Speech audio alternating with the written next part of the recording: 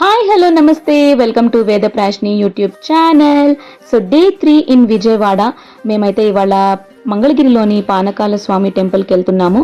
అలా బయటికి రాగానే మన విజయవాడ సంగతి తెలిసిందే కదా, వేడికి చల్లగా ఏదైనా తాగాలనిపించింది. సో నీంబు సోడా తాగుతున్నాం.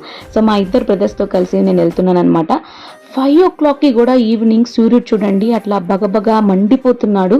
సో అట్లా డ్రైవ్ చేసుకుంటూ మేమైతే మంగళగిరి రీచ్ అయిపోయాము. సో చాలా ఇయర్స్ తర్వాత నేను మళ్ళీ మంగళగిరి వెళ్తున్నా. ఆల్మోస్ట్ 7 years అనమాట.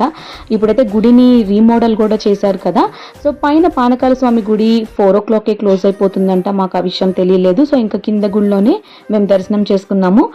టెంపుల్ ఆర్కిటెక్చర్ ఎంత బాగుందో.